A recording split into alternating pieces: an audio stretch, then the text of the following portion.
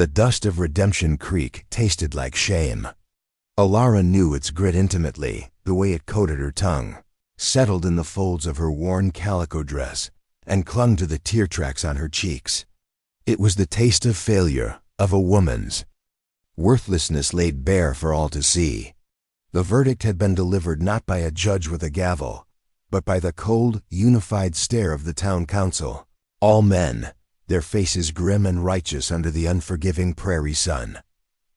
Barren, the word, was a branding iron, sizzling against her soul, a public declaration of her incompleteness.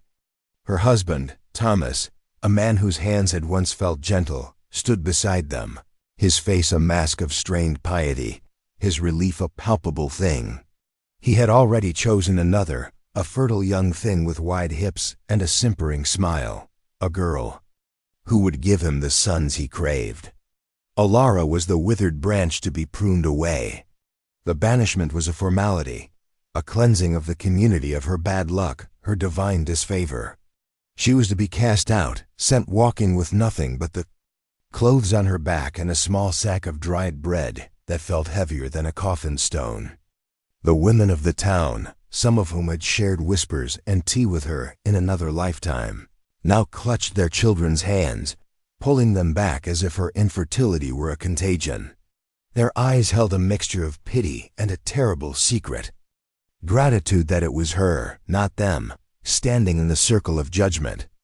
The preacher, his voice a hollow boom, had sealed her fate with a passage from the Old Testament, his words twisting scripture into a weapon against her.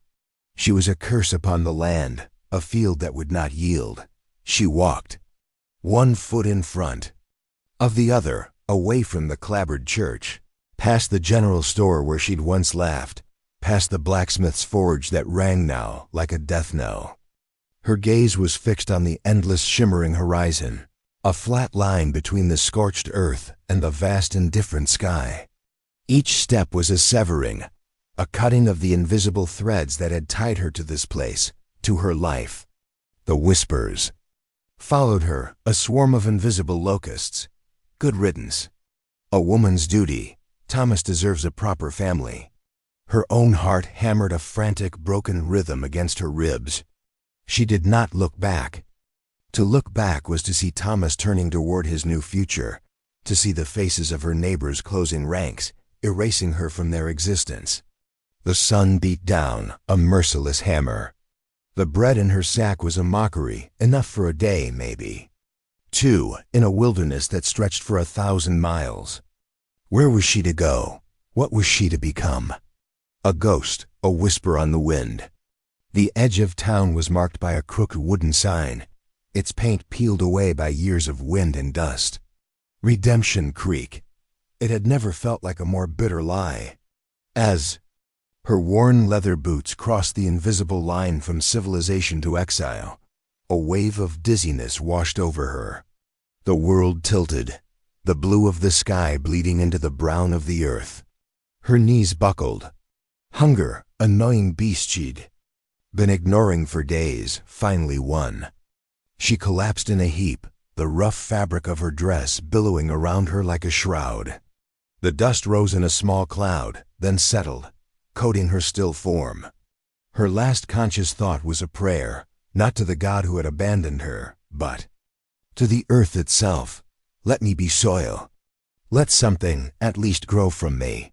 The sound of hoofbeats, slow and deliberate, did not penetrate her fading awareness.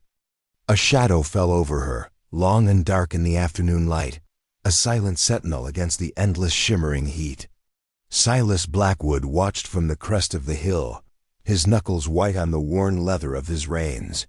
He had seen the whole pathetic spectacle, the public crucifixion of a woman for the crime of a silent womb. He knew the faces in that crowd, the petty cruelties disguised as piety, the fear that masqueraded as righteousness. He had seen it all before, in different forms, in different towns. It was the way of small people in a vast hard land. He had come to Redemption Creek for supplies, a rare trip from his isolated ranch nestled deep in the canyons. a place the townsfolk spoke of in hushed tones. They called him the ghost of Blackwood Canyon, a man who had buried his wife and his heart in the same cold ground 3 years prior. He was a widower with 5 children, a brood of wild, grieving creatures he was raising with a clumsy tenderness. That was more instinct than knowledge. His own soul was a fallow field, and he recognized the same desolation in the woman now lying broken at the town's edge. He had seen her before, on his infrequent visits. Ilara. Her name was like a half-remembered melody. He'd seen her in the general store, her hands gentle as she chose fabric, a quiet sadness in her eyes that even then had spoken to a part of him he thought long dead. Now that sadness had been shattered into a million pieces of public humiliation. He nudged his horse, Jericho, a steady, powerful beast as silent as master, and started down the slope. He didn't ride fast. There was no hurry. The world had already done its worst to her. As he drew closer, he saw the fine tremor in her shoulders, the way the dust clung to the dampness on her cheeks. She was so small, so utterly defeated. The antagonist wasn't just one man, not just her fool of a husband or the pompous preacher. It was the whole town. It was the unwritten law of the frontier that a person, a family, had to be strong, had to be whole, to survive. The weak were culled. It was the law of the wolf pack, and Redemption Creek had just shown its teeth. His own pack was wounded. His eldest, Caleb, was 15, his face a permanent scowl of anger at a world that had taken his mother. Then came the twins, Leah and Rachel, 10 years old, fierce and inseparable, their grief a shared, secret language. Little Samuel, at 7, still woke up screaming for a woman who would never come. And then there was Sarah, only 4, a tiny, wide-eyed ghost who hadn't spoken a word since the day of the fever. They were a collection of broken pieces, held together by his stubborn refusal to let them shatter completely. He was a rancher, a man who knew how to mend fences, birth calves, and read the sky. But he didn't know how to mend a child's heart. He didn't know how to fill the echoing silence in his cabin, a silence that was a constant, screaming reminder of his wife, Mary. He reached the spot where Ilara lay. He dismounted, his movements slow, deliberate. He knelt beside her, the heat of the ground seeping through the thick denim of his trousers. He gently brushed a strand of sweat-soaked hair from her face. Her skin was cool, clammy. Dehydration, exhaustion, and a spirit simply giving up. He looked back at the town. He could see them, little figures still clustered near the church, watching. Let them watch. Let them see what a man does when the world shows its cruelty. He had a choice. He could ride on, leave her to the buzzards and the judgment of their God. It was the sensible thing to do. He had enough burdens. His life was a daily struggle for survival, a tightrope walk over a canyon of grief and responsibility. Taking on another's soul, a broken one at that, was madness. But as he looked at her face, at the faint dusting of freckles across her nose, at the curve of her lips even in unconsciousness, he didn't see a burden. He saw a reflection. He saw the same loneliness that clawed at him in the dead of night. He saw a quiet strength that had been beaten down but not, he suspected, extinguished. He made his decision. It wasn't born of charity or pity. It was something more elemental, a recognition, a kinship of the damned. He stood, his tall frame blocking the sun from her face. He looked toward the town, his gaze sweeping over the watching figures, and his voice, when it came, was not loud, but it carried on the dry air a low rumble of thunder. "You cast her out," he called, his words clear and sharp. "You declare her worthless." He paused, letting the silence stretch, letting them lean in to hear. He reached down, and with a strength that was both gentle and absolute, he scooped Ilara into his arms. She was lighter than a sack of feed, a fragile weight. Against his chest, her head lolled against his shoulder, a sigh escaping her lips. "Then her worthlessness is mine now." He turned his back on the town, on their gaping mouths and shocked eyes. He walked to his horse, and with an easy grace, mounted, settling her in front of him. He wrapped one arm securely around her waist, holding her against him.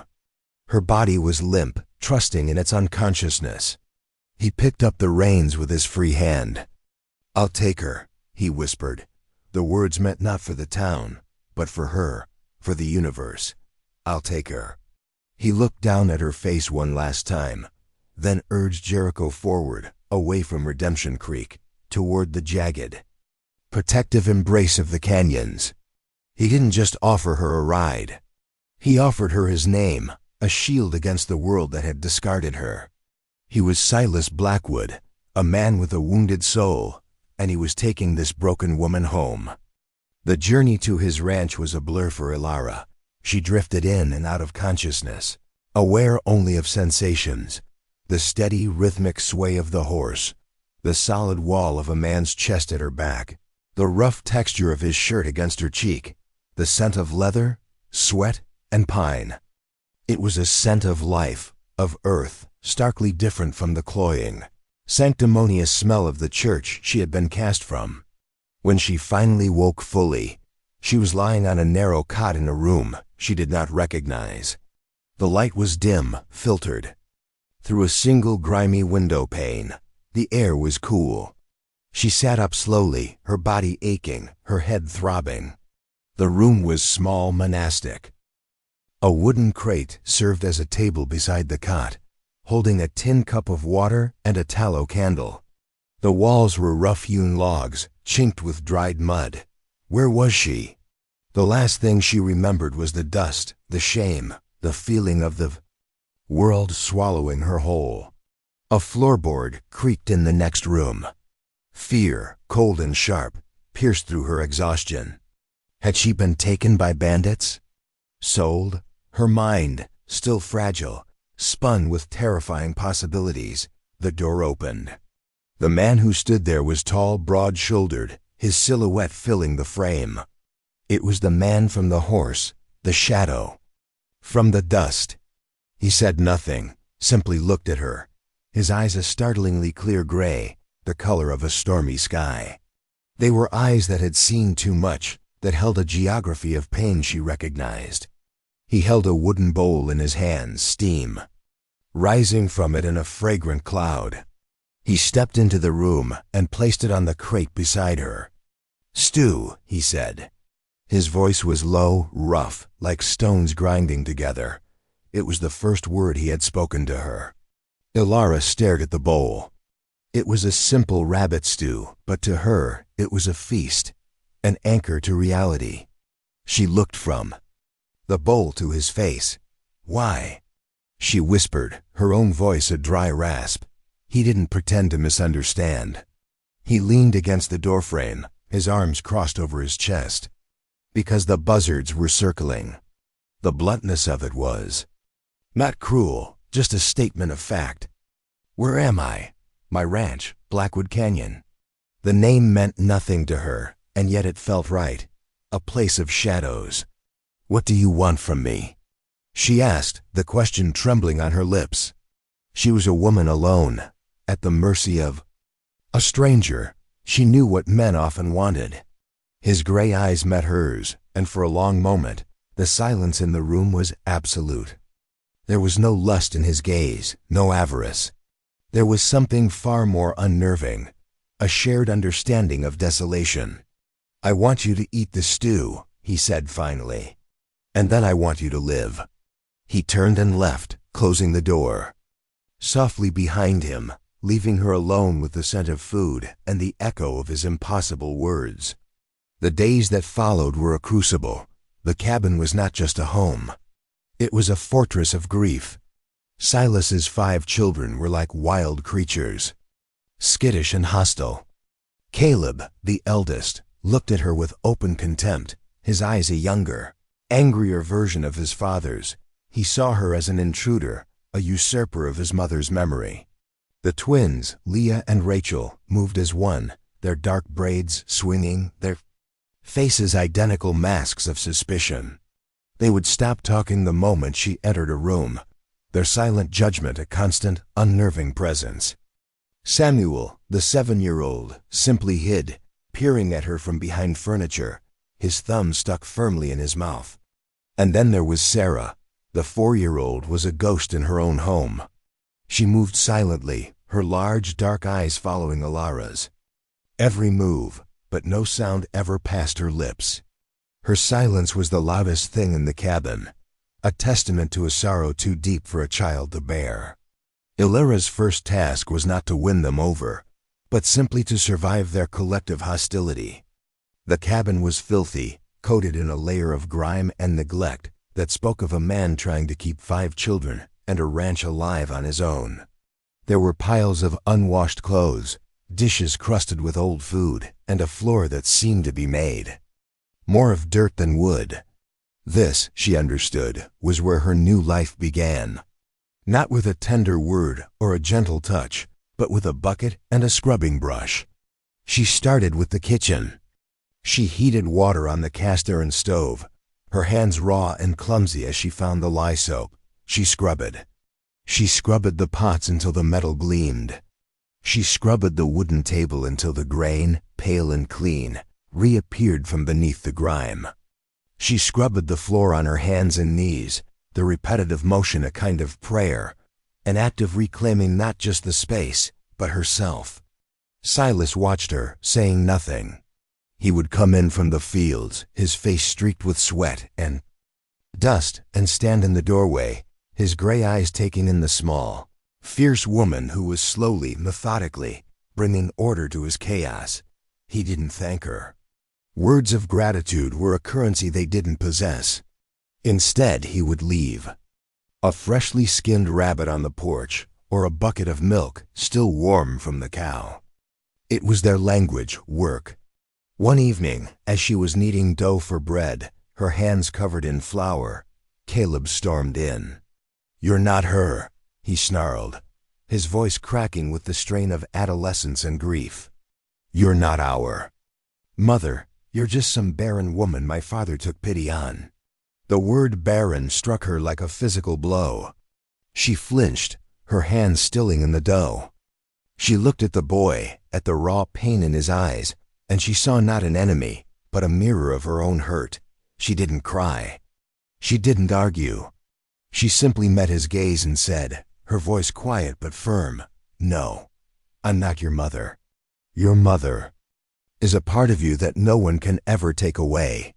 She turned back to her dough and began to knead again, her movements deliberate, rhythmic. "But I am here now, and I am hungry, and so are you. So I will make this bread."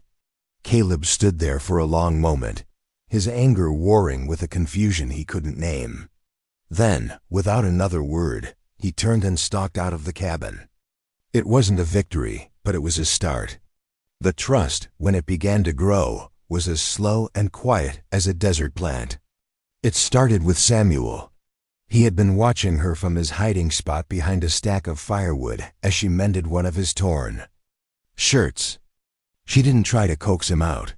She simply sat and sewed, humming a tuneless little song under her breath. When she was finished, she folded the shirt neatly and left it on a chair near his hiding place.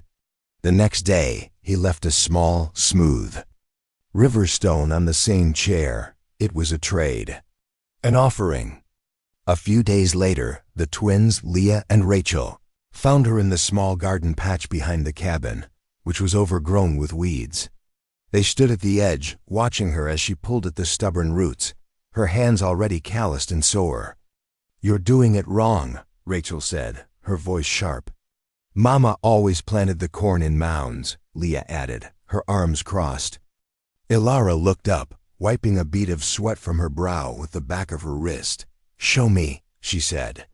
The twins exchanged a look. It was a challenge and an invitation. Hesitantly, they stepped into the garden. They showed her how to build the small mounds of earth, how to place the seeds just so. They worked together, the three of them, their hands in the same soil, their silence punctuated by the twins' clipped instructions. They were not just planting corn. They were planting the first fragile seeds of a new kind of family. There were moments of sharp, aching tenderness that caught her off guard.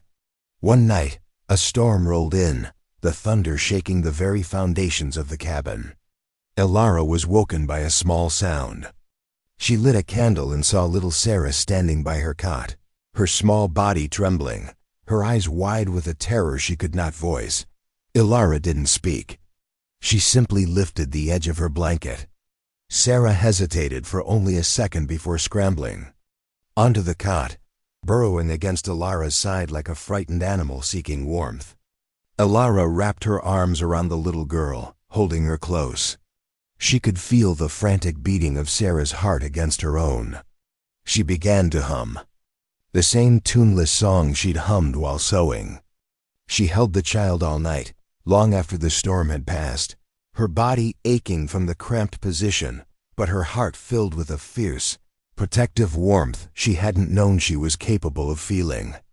It was a feeling that was dangerously close to love. Silas saw it all. He saw the clean floors, the mended clothes, the bread rising in the oven.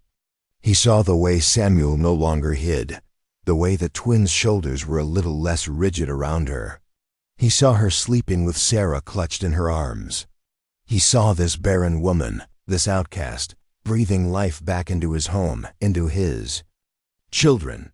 But their own interactions remained clumsy, fraught with unspoken things. They were two wounded animals circling each other, unsure if the other was a threat or a comfort. They worked side by side, mending a fence, milking the cow, their hands sometimes brushing, sending a jolt of awareness through them both. They ate their meals in a silence that was thick with the ghosts of their pasts and the uncertainty of their future. One evening, he found her sitting on the porch steps, staring out at the canyon as the sun set, painting the rock faces in shades of orange and purple. He sat down beside her, not too close, but not too far. "The town talks," he said, his voice quiet. Elara didn't look at him. "I know. They say I was a fool to take in a barren woman, a stranger. Are you?" she asked, her voice barely a whisper. "A fool?" He was silent for a long time, the only sound the chirping of the crickets. "I buried my wife in that ground," he said, his voice thick with an emotion he rarely showed. "I buried my heart with her. I thought this ranch, these children, it was all just a duty, a penance, something to be endured until my time came." He finally turned to look at her, his gray eyes intense in the fading light. "Since you came, I've seen my children smile. I heard Leah laugh yesterday. I haven't heard that sound in 3 years." He reached out, his calloused, work-roughened hand covering hers. His touch was not gentle, but it was solid. It was real. "If that makes me a fool," he said, his voice low and raw, "then I'll be a fool for the rest of my days."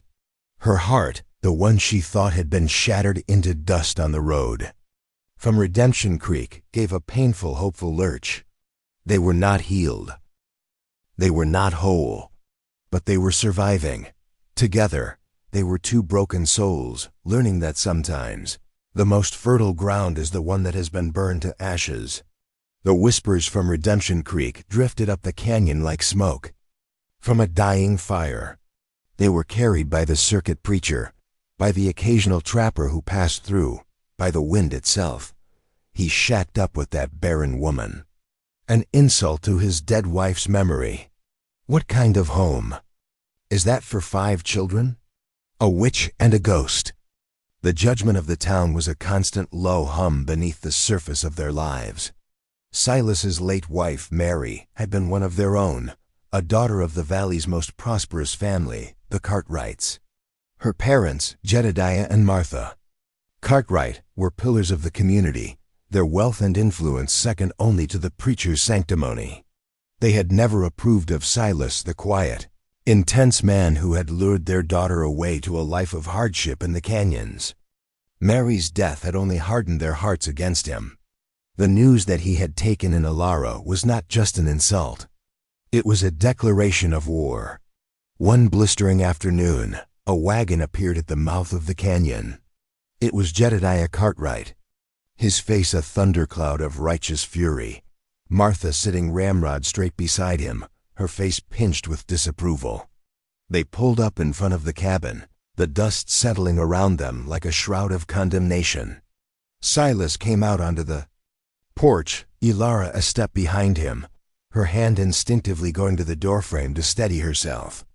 The children, sensing the tension, gathered in the doorway behind them, a small silent phalanx. "Blackwood," Jedediah boomed, his voice accustomed to being obeyed. "We've come for the children." Silas didn't move. "They're my children, Jedediah. This is their home." "Home?" Martha Cartwright scoffed, her eyes sweeping over Elara with undisguised contempt. "This is a den of sin. You shame our Mary's memory by bringing this woman into her house." "This is my house," Silas said, his voice dangerously quiet, "and Elara is my wife." The word hung in the air, a shocking, impossible declaration. Elara's breath caught in her throat. He had never said it before. He had never proposed, never spoken of marriage. It was a lie, a shield he had thrown up in the face of their attack. But as she looked at his profile, at the stubborn set of his jaw, she knew it was more than a lie, it was a choice. A claim. Wife? Jedediah laughed, a harsh, ugly sound. "You haven't been to the preacher. There's been no ceremony. You're living in sin, and you're dragging our grandchildren down with you. The town council agrees. They've granted us guardianship. We're taking them back to civilization, where they can be raised in a proper, God-fearing home." He held up a piece of paper, a legal document signed by the very men who had cast Elara out. It was a trap, one they had been setting for weeks. The community that had banished her was now trying to tear apart the fragile new world she had just begun to build. Caleb stepped forward, his young face a mask of fury. "I'm not going with you," he said, his voice shaking but clear. "This is my home. He's my father. You don't know what's good for you, boy," Jedediah snarled. "You'll thank us one day." He started to climb down from the wagon, his intentions clear. Silas moved to block his path. "You're not taking them."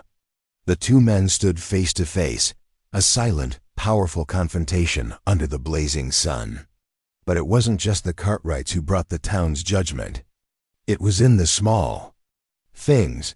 When Elara rode to the creek for water, women from neighboring homesteads would turn their backs. No one offered a friendly word, a shared smile. She was an island, her and this strange, wounded family. Yet there were cracks in the wall of condemnation. Old Man Hemlock, a grizzled prospector who lived even deeper in the wilderness, stopped by one day. He didn't say much, just grunted a greeting and handed Elara a sack of potatoes he'd grown. "A man's home is his own," was all he said before disappearing back into the trees. Another time, the doctor from a neighboring town, a kind-eyed man named Elias, had to be called when Samuel fell from a tree and broke his arm. Dr. Elias treated the boy with a gentle efficiency, his eyes missing nothing. He saw the cleanliness of the cabin, the mended clothes, the way Elara soothed the crying boy with a soft hum. As he was leaving, he pressed a small bottle of laudanum into her hand. "For the pain," he said, but his eyes were on her, not Samuel, the boy's and yours. "You're a good woman, Mrs. Blackwood." He used the name, Silas's lie, as if it were the most natural thing in the world. It was a small act of solidarity, a quiet defiance of the town's verdict. It was a drop of rain in a vast desert, but it gave her hope. The confrontation with the Cartwrights ended in a stalemate. Jedediah, faced with Silas's unyielding resolve and Caleb's defiance, retreated, but with a parting threat. "This isn't over, Blackwood. The law is on our side. We'll be back. And we'll take what's ours." The threat hung over them, a constant, darkening cloud. The final test was not long in coming. It arrived not in a wagon, but on the wind. For weeks, the summer had been relentlessly hot and dry. The prairie grass was tinder brown, the air thick with a heat that felt like it was pressing the very life out of the land. One evening, as the sun began to dip below the horizon, a strange orange glow appeared in the west. A smell, sharp and acrid, drifted on the breeze. Fire, a prairie fire. They moved with a desperate, unspoken unity. Silas and Caleb rode out to scout, their faces grim. Alara, with the twins, began soaking blankets and sacks in the water trough, preparing to fight the inevitable sparks. The sky to the west was no longer orange. It was a terrifying, pulsing red. The roar was a distant thing at first, like a far-off waterfall, but it grew steadily, a hungry, devouring sound that seemed to shake the earth. Silas and Caleb returned at a gallop, their faces blackened with soot. "It's moving fast." Silas yelled over the growing roar. "The wind is pushing it right up the canyon. We have to get the children out." Panic, cold and sharp, seized Alara. But then she looked at the faces of the children.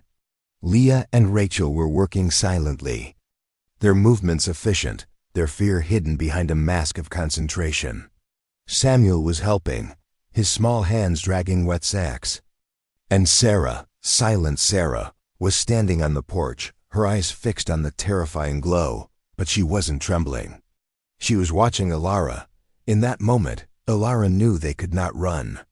This cabin, this small patch of land, was more than just wood and dirt.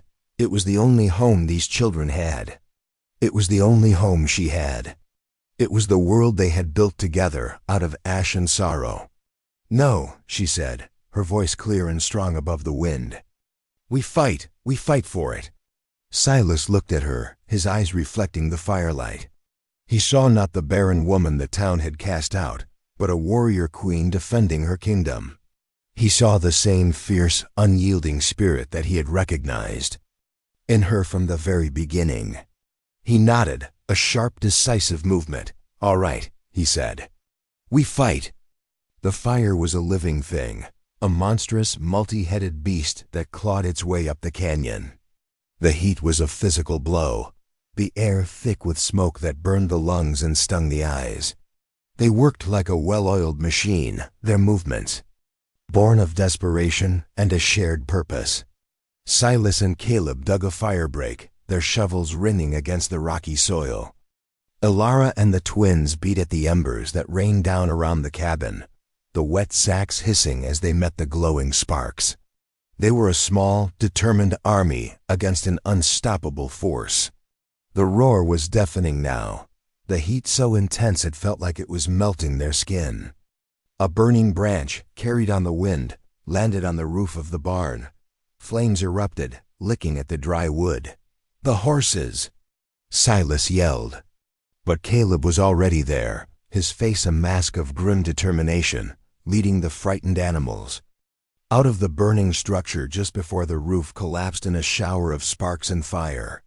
The main house was their last stand. They stood in a circle around it, their faces black with soot, their bodies screaming with exhaustion, beating back. The endless tide of fire. Ilara's arms felt like lead, her lungs on fire. Through the swirling smoke, she saw a wave of flame leap the fire break, heading directly for the porch where little Sarah stood, frozen, her wide eyes reflecting the inferno. A primal scream tore from Alara's throat. She ran, heedless of the flames licking at her dress, and scooped the child into her arms, shielding her small body with her own, just as a wall of heat washed over them. She felt a searing pain along her back and arms, but she didn't cry out. She held Sarah tight, her heart hammering against the child's. And then, a new sound, shouting. Through the smoke, figures emerged, men on horseback. It was Old Man Hemlock and Dr. Elias and a handful of other ranchers from the outlying homesteads, men who lived by their own code, not the town's. They had seen the fire from afar and had come to help. They joined the fight without a word, their shovels and wet sacks adding to the desperate defense. And then, as if by a miracle, the wind shifted. The main front of the fire, the devouring heart of the beast, veered away, roaring past them up the far side of Thekanyan, leaving their small island of survival smoking and blackened, but standing. They collapsed where they stood, their bodies giving out, their lungs heaving in the smoky air. They had won. They had faced the apocalypse, and had not been broken. As the dawn broke, painting the smoke-filled sky in bruised shades of purple and gray, another wagon appeared. It was Jedediah and Martha Cartwright. They had come not to help, but to witness the destruction, to pick through the ashes for their grandchildren. They stopped, their faces a mixture of shock and disbelief. They saw not a den of sin, but a fortress that had withstood hell itself. They saw their grandchildren, soot-stained and exhausted, but safe. They saw Silas, his arm around Caleb, a look of fierce pride on his face. And they saw Alara. Her dress was scorched, her arms and back blistered and red from the burns she'd taken protecting Sarah. She was kneeling on the ground, holding the little girl, who had her arms wrapped tightly around Alara's neck.